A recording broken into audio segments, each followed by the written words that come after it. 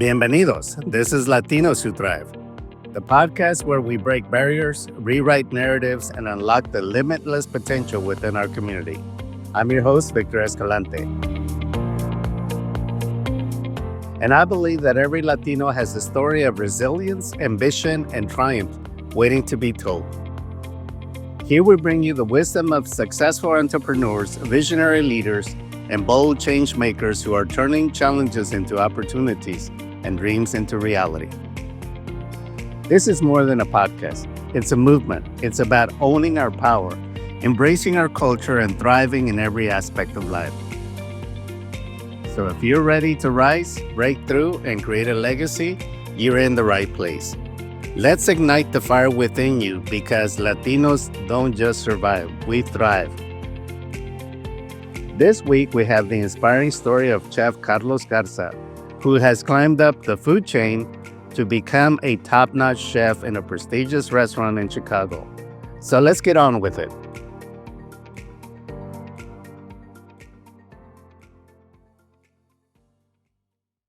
And now we have Chef Carlos Garza.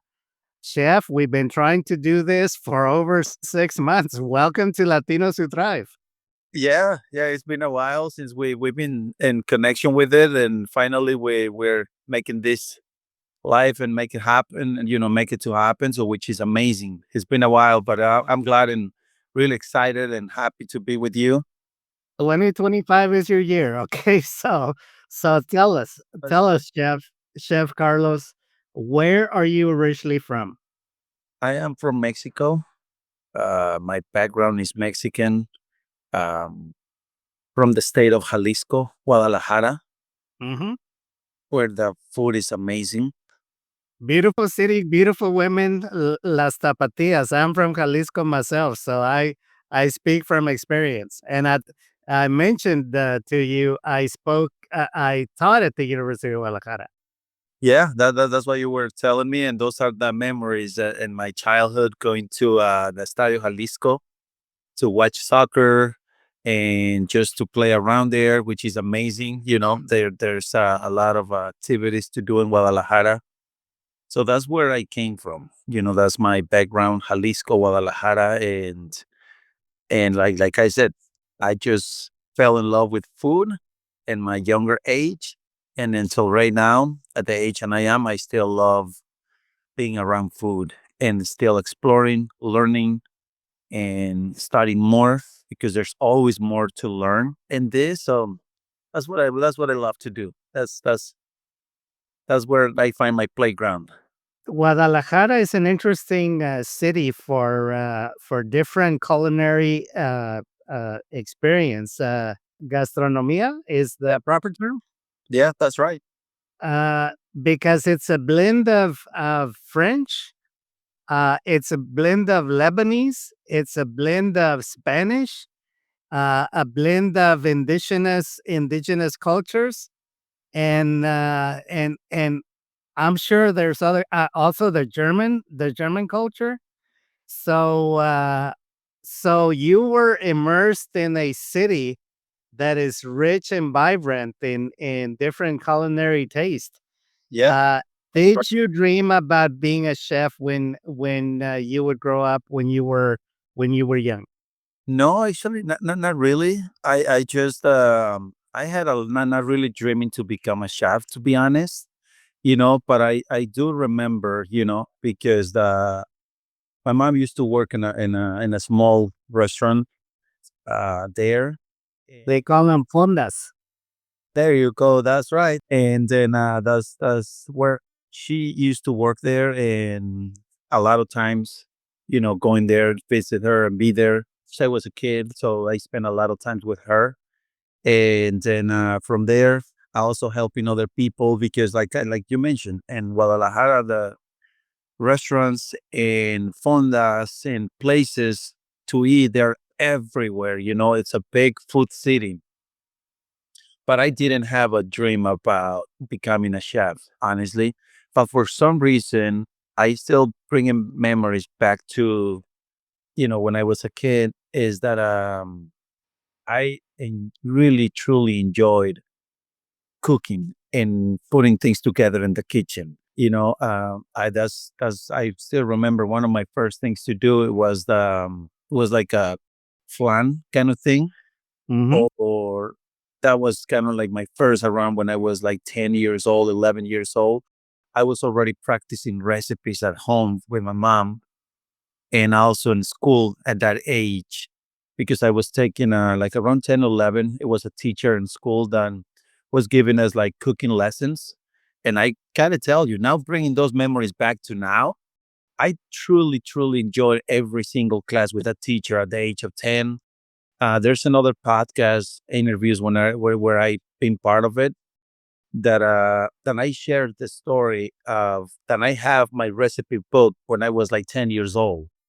With No, here is that I used to write my recipes. So I have it's like a big, big, big notebook full of recipes that I used to write when I was like between 10 11 years old. And you were the Julia Child of Guadalajara. my mom, until this day, my mom has that notebook in her house over there in Guadalajara. Interesting. One of the signature dishes I remember when I would travel to Guadalajara to lecture is the birria in Tlaquepaque. Oh my God. Yeah. Talk about some good eating. And also the world's Guinness record for the fastest service, the restaurant, El Restaurante de Jugos. Did you Carnes and Jugos, did you ever go there? No, I had a friend that used to own a restaurant. It was my neighbor where I used to live. He had a restaurant, and it was Don Pedro Carnes en su Jugo. Uh-huh. And they have like a chain. They have like 5 restaurants all over Guadalajara, and one Yes. was located near my house. Wow. Like I said, I didn't work there, didn't really feel like working there, but I really, really enjoyed the food and eating carne en su jugo from his restaurant. That's amazing. My host there at the university would also take me to eat at El Club de Mickey Lauri. Mickey Lauri, the singer. Oh, okay, okay, okay. His son was a singer, and they would put on a performance, which we're gonna get into what you do now and how your past has influenced a lot of the work that you do. So Yeah, tell us, where are you currently home based out of? Chicago. And you're a celebrity chef at a restaurant in Chicago, downtown area, called Carnival.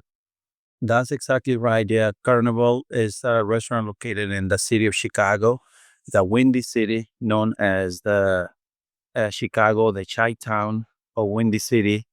Um, it's a restaurant that it's been open for 20 years in the city of Chicago. I can say it's more an institution versus a restaurant because being open in business for 20 years, um, being consistent with the product and delivering good memories, good food, drinks, ambience, all of that is not every single place can reach that level as we do at Carnival. And like I said, I'm here. I'm the chef here, enjoying every single day that I come to cook here, spend time in the kitchen, and creating food. And what makes more important is is every time talking to customers and our guests to make sure that they are just I see the smiles in people after having the food, and that's that's what life is all part of. It's all about. Now you've been able to build quite a name for yourself and thrive in this environment. Tell us what is the through line to for you to be doing this and having such tremendous success at this particular location? Well, one of the things that is connecting the cultures, yeah, Okay. roots of different countries. You know, Listeners, I in preparation for this interview, I went to their website, and we're gonna put the in the show notes. We're gonna put the link to this particular restaurant. That if you are ever go to Chicago, that if you're in the area, you need to experience the food. It's called carnivalchicago.com, and you need to visit their website because it's quite an experience. And looking at the website, Chef Carlos, I was reminded of a restaurant that I used to frequent in San Antonio when I was younger, called the Magic Time Machine, to where the all of the wait staff would dress up for the era and the particular motif where you were seated. So if it was a cave man motif, then they were dressed as cave people. If they were of the English era, they would dress as, as the typical dress that you find at a lot of different shows that showcase that particular era and everything. So tell us what's unique about this particular experience, because I think it's more of an experience as opposed to just dining. So tell us all of the details of going to Carnival. The first experience is feel the vibrance of walking into a place where it's not just a normal classic restaurant. Here is more of you getting here and you just feel the vibrance of colors. And that's basically our slogan that represents Carnival. It's live a colorful life. Live a colorful life. That's basically what represents our life. You know, it's after discovering, like, and it's just a very short sample from being a TV that used to be black and white. And Yes. I do remember because I had one of those black and whites when I was a kid at home, but when the color TV came up, that completely whole world changed. Everyone was so excited to see TV in colors, and that's one of the beauties that I have. Remember those memories, seeing things in color. And now recognizing after TV in color is more of that's how life is supposed to be, really see the colorful in life with our eyes. And that's what one of the experiences walking into Carnival is to see that colorful, vibrant, energetic flavor that we have here at Carnival, matching with food, matching with the flavors, the cocktails, the service. So it's all about that's one of the things that I bring. And every dish that we bring to it, it has to be very colorful, flavorful, with really nice textures. And once you start eating your food, it just becomes like a festival in your mouth. Tell us how many countries are represented with the foods and dishes from those particular regions in Carnival. In Carnival, you know what I got to tell you? We got the doors open to represent easily 27 countries, starting from Mexico, Central America, South America, in the Caribbean. Obviously, I don't have dishes from the 27 countries because I start mixing up flavors, textures, and different presentations. But I can guarantee you that we got some dishes that represent some Argentinian cuisine, something from Brazil, Colombia, Venezuela, going into the Caribbean side, Puerto Rico, Dominican Republic, a little bit of that, Cuba, Mexico. It's just a mix of flavors and roots. And also, one of the things that I bring all together with those countries is the using ingredients.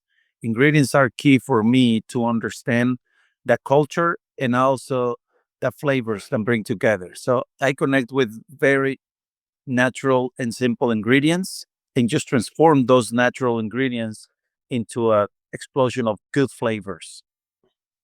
Tell us the signature dishes from Mexico. We got arrachera, Okay.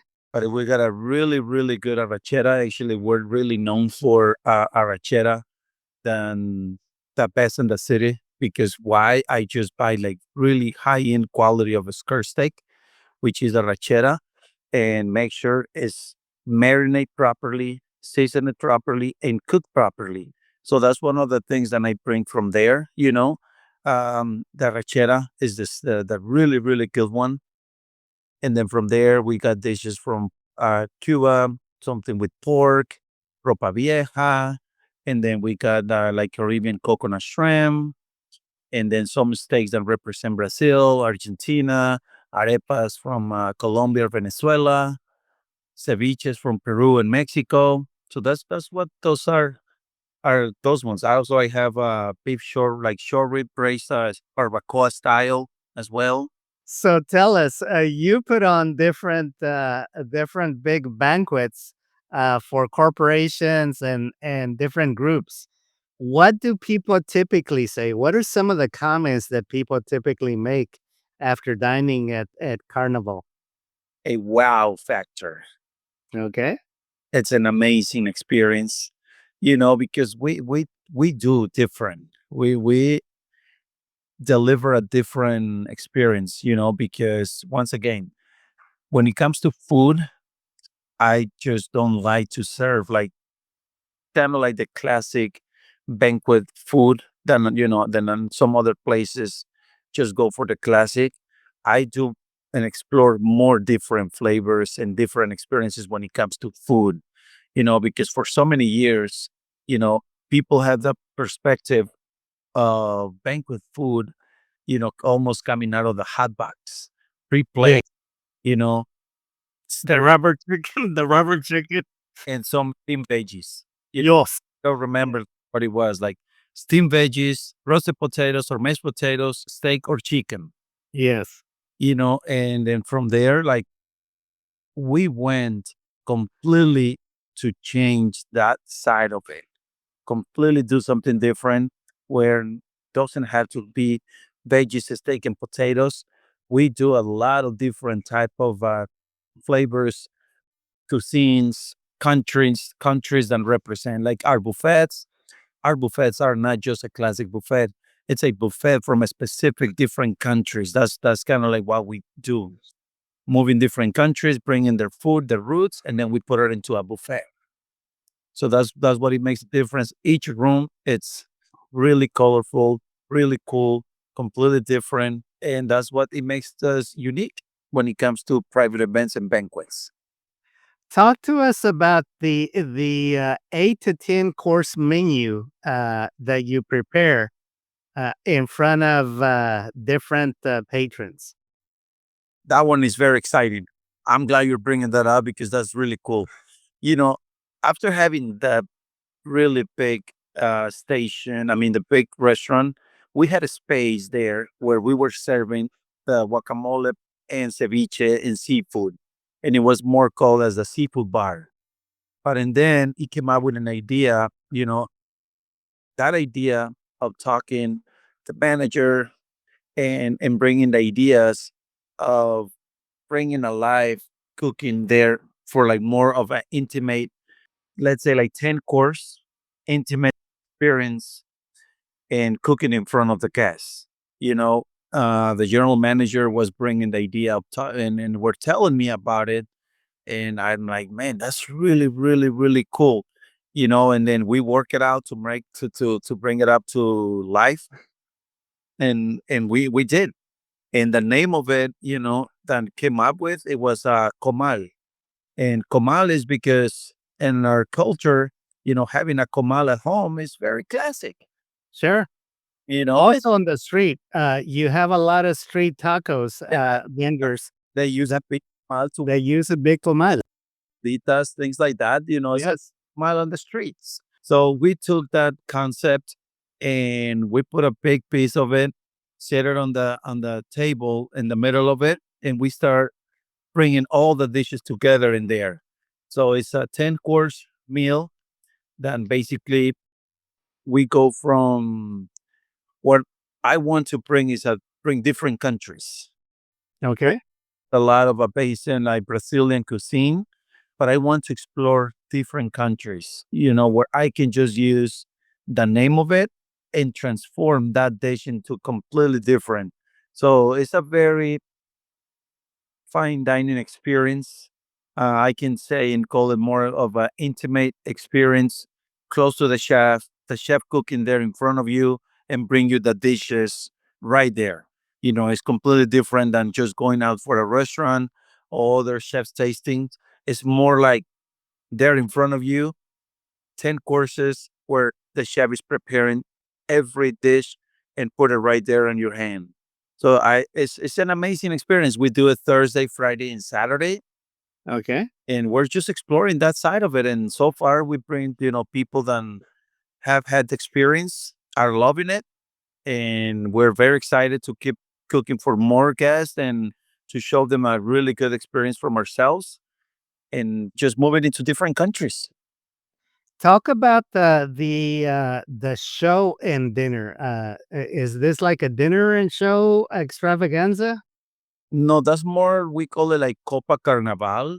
And Okay. Copa Carnaval is basically bringing the show of like Copacabana back Okay, in gotcha. the 70s, where Now, Copacabana was huge, but it was just like similar type of show of Copacabana, but it's more Copa Carnaval.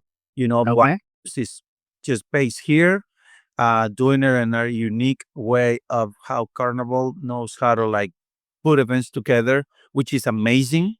And the name of it is Copa Carnaval, where people come in, they purchase the ticket, and it's a tremendous and exciting, vibrant show.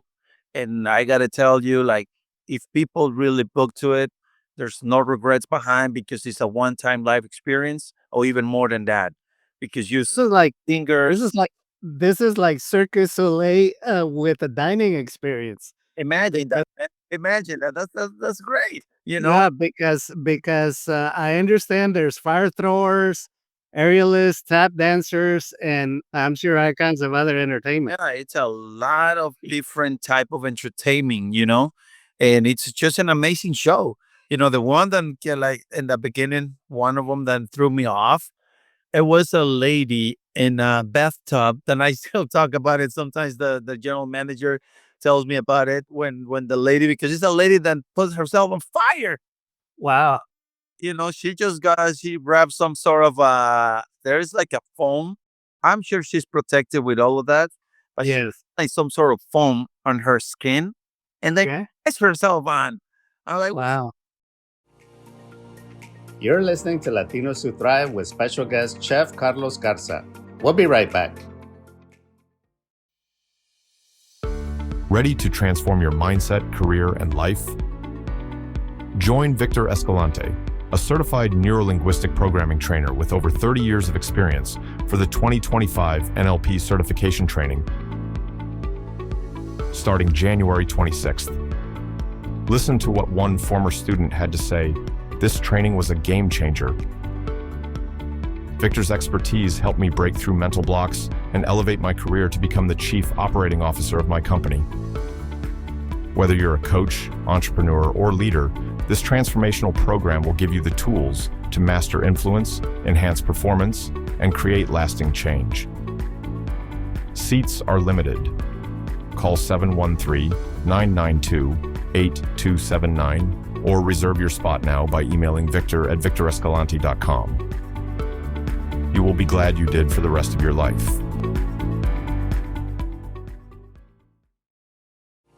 We now return you to Latinos Who Thrive with special guest Carlos Garza. So that's really cool to see.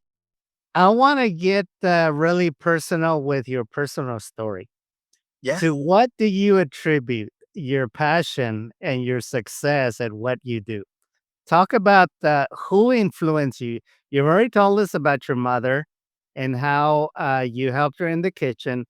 Who else in your life's journey influenced you heavily for you to develop a certain passion, a certain love of the kitchen, and to do things uniquely and different? Well, like I gotta tell you, it all started, like I said, growing up and in that side of it, of with my mom, and then from there, it just once you find something that you really truly like to do and you love it, it's more about refine and finding more and more and more, because once you are in love with that, it just not to lose it. And it's the inspiration of how can we keep going in this like career, culinary arts, and keep inspiring me myself, to keep doing more, to keep inspiring other people, to show techniques to other people. So it's basically is one of the things that once you find that inspiration to yourself and you find it, from the beginning where you first started, it's the matter of how do you inspire your own self to keep growing, and how do you inspire other people so they can see that it's possible, if that makes sense. Over the years, I've had clients that are chefs, and I've also seen different documentaries. I'm reminded of the documentary, excuse me, of that German chef out in California, where him and his wife created this restaurant out of nothing. And the key to his success, to where he basically served a lot of the celebrities in Hollywood, was he was extremely passionate about the ingredients, to where he would personally go down to the market to hand pick the vegetables, the fish, the meats, and I think he even grew some of his own spices. So again, that attention to detail, that and of course putting the love into it, because cooking is a profession that the love you put into it, people are going to taste, I am told. That's exactly right. That's right there. And once again, and that was one of the passions that I found over time working in restaurants and working as a growing up, because I didn't start working as a chef. I developed myself in here because I started working as a dishwasher, Okay. to just to tell you how how everything started. I started washing dishes as my first job, and but I gotta tell you, like right there at the moment where I started washing dishes and I was working in that restaurant, I just found that I want to do more and I want to learn more. So I was very curious about asking other people around, you know, the name of the dish, the name of the ingredient. How do you do this? Can I help you? Um, Things like that, and finding the way of asking myself, how can I do more? How can I like learn more? And I'm gonna keep asking more. And if I have to do more hours of work, even though I don't get paid, I want to keep learning more. So it's more about being hungry, you know, the necessity, being hungry, and the passion that you want to find. Because if there's not really a lot of passion behind and being hungry and have that curiosity in yourself to do more, it becomes a little bit different. It becomes of a challenge where a lot of people over time just give up, you know, and myself, and instead of like trying to do that or see that side of giving up, I was more curious about, okay, if that person calls a prep, okay, I want to be a prep person, and then I still remember though, I thought I was going to be a cook, but I didn't have the experience. But guess what? I was knocking doors in some restaurants pretending that I was a cook. And they were asking, like, do you have experience? And I'm like, not really, but I think I can try. Because if I don't try, then I'm not really sure how is that going to go.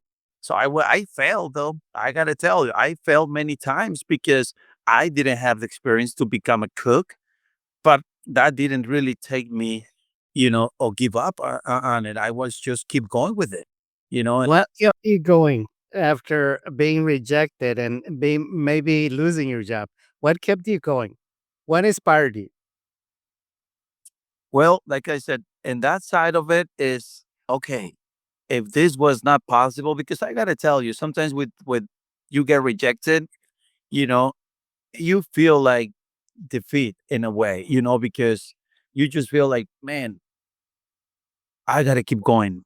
This is not going to just take me away from what I'm doing and what I am pursuing and what I am just following a dream that I want to do. I got rejected here, I got rejected there. That's okay. That's fine. That doesn't mean I'm done with what I'm doing and what I'm looking for. So it was just inspiration of, like I said, to keep going. I said, okay, this wasn't possible. I got to keep going until like I find the way of learning myself, because obviously having no experience, is it's not easy for people to hire you when you have no experience. But one of my the philosophies that I have for myself, now as being the chef, have all the experience, than over 20 years of more than that of experience. I open the doors for people without experience and be the patient to teach them and give them the opportunity to be there with them and to guide them and to show them that there's opportunities, not because they don't know how to do this doesn't mean I'm not going to hire them. Not at all. I got to give them a chance. Everyone deserves a chance. Now it's up to the person after getting the opportunity, how far they want to go. Where do they want to take that opportunity? And if they want to keep going with that or just stay there or not even that. So all of that, it was just part of it. I know you went to culinary school. Did you, after becoming a certified chef, did you work as an apprentice under another chef from hell, like in Hell's Kitchen, that you have to go through a lot of grilling, a lot of torturous work in order to earn your it is in order to earn your stripes? Oh yeah, that's for sure. Because I tell everyone, kitchens 20 years ago, it was a completely different ball game, completely different. And there's a really big popular show based in Chicago that he calls The Bear, where it's just a chaos of of a restaurant business because there's a lot of screaming, yelling, and cursing and all of that. But believe it or not, years ago in the kitchen world, it was tough, man. It wasn't easy, So over years, you build up a tough skin to handle all of that. I worked under some chefs, then all day long it was just screaming and yelling and throwing dishes because the food wasn't the way they wanted, and I experienced that side.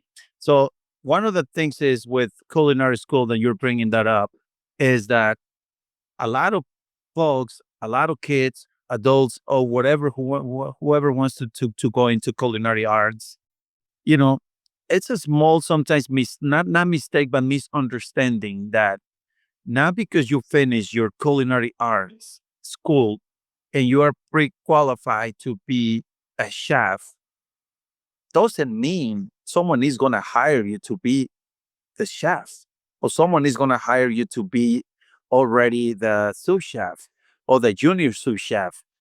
It's a process.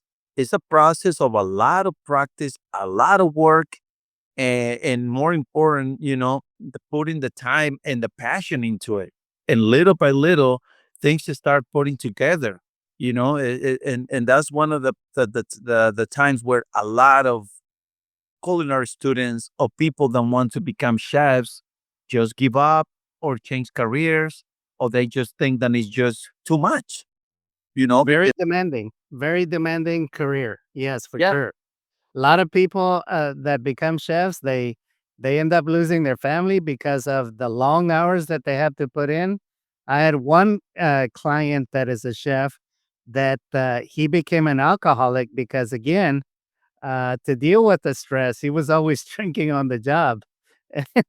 and yeah, and and so so he would tell me some of the horror stories that he had to go through when he was younger, to try to acclimate with the heat, with the noise, with the demands.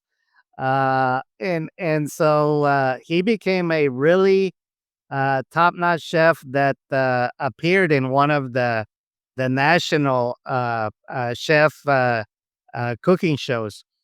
Talk about catering. Catering is also a very demanding aspect of being a chef because here locally in Houston, I've had one client that rose up through the ranks to be a chef, and her specialty was putting on banquets. Talk to us about the rigorous work that is required in order to put a banquet together. Basically, now when we're speaking about catering, it's two different ways. There's people that focuses in catering as your catering company, where people host your company or hire your company to do the party outside. You know, it's that's when you learn how to execute the food in a different way. You Lots of moving parts, lots of moving parts, and lots of things that can go wrong. because I worked in a catering company before, and it wasn't I would say not a challenge. It just becomes more of the being organized, execute properly, learn how to really cook in outdoors without any stove, without any refrigeration. So it's you just got to learn that way. So that's why there's a hot boxes, and actually that's a book that I think is cooking in the hot box, something Okay. like that. And I went through that cookbook. It's just because you just got to learn how to turn a hot box into a small oven, with the sternals. You got your burners, stoves, where you just got to be cooking out there in front of people, and then you just bring your ice bags and to chill your food, tables. You install a small kitchen and make sure you got to deliver for 100 people, 30, 40, 50 people, whatever the company hires you for. You just have to find a way of deliver a great product with a good, with, with good quality, and then it just like I said, it's a bit of a challenge, but there's ways. When there's a way, there's a will. Exactly. Tell us, have you brushed up or served some very famous people in your area? Yeah, no, no, yeah. I mean, a lot of people, then that's some of the restaurants when first restaurants first open, or even during time. There's people, celebrities, then come to eat. Athletes, famous athletes, then come to the restaurant to eat, because at the end of the night, no matter who they are, they still human beings, and they gotta That's eat. right. That's right. And they just gotta choose the place to go, because either they like the food, the privacy, the flavors.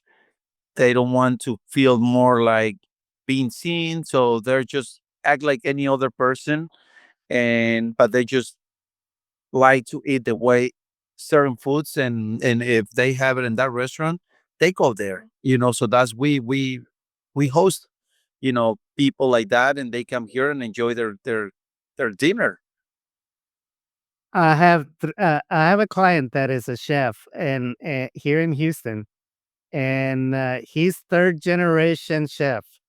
His father and grandfather were they had a restaurant near the pyramids in Mexico City, and they served all of your celebrities from that era.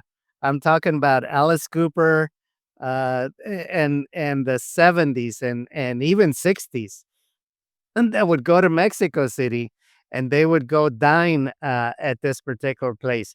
Who is the most famous celebrity or person that you have served? I gotta tell you, I don't know if you're familiar with band YouTube. I'm not familiar with him. Yeah, it was a very famous band, and Oh, YouTube. I thought you said YouTube. Yes, of course. Bono from YouTube.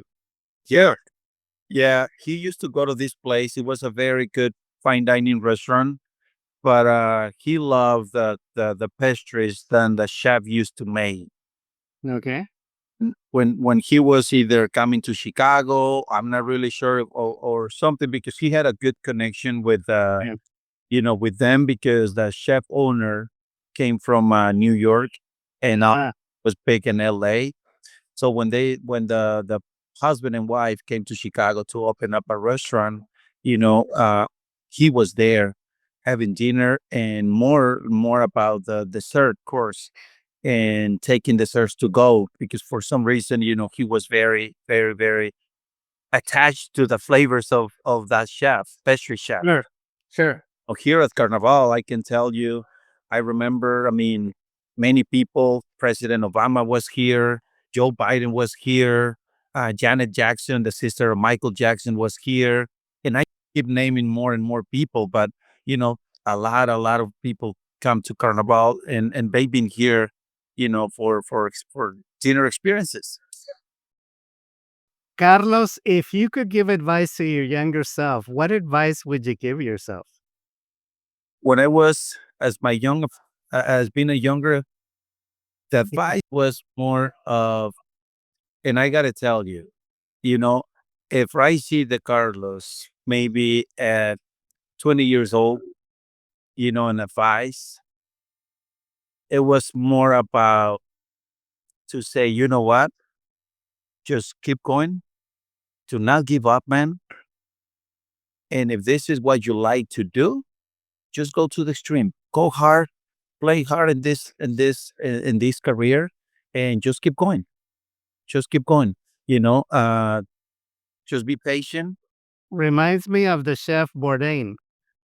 Yeah, How he became a celebrity chef, but again, the grueling tenacity to stick with it, and to just have a burning love and passion for the craft, that transcended race, transcended culture, to become a celebrity chef traveling all over the world, experiencing the different people, the families, the individuals, and their native foods.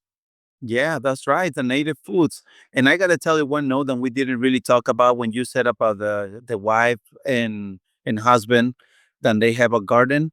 We also have a big garden here at Carnaval, though. Okay. Yeah, we do have a big one where we grow a lot of our product and come from the rooftop. We do. It's a huge rooftop garden, and we do peppers. Most of them hot peppers, all the chiles, uh, lots of tomatoes, herbs, a lot of herbs, tomatoes, chiles, and we use them in our kitchen. We turn it into a hot sauce, and it just becoming more famous over time because people is loving it. Now you're talking my kind of language, because if I don't have a good hot sauce at a restaurant, I'll never go back. Oh, dude, I gotta tell you, man. If you ever want to come to Chicago, please come visit me. I will.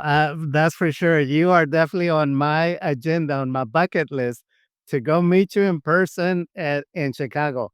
It's been very interesting to have you. We got to keep up with you and have you come back, keep us abreast of your journey, your news.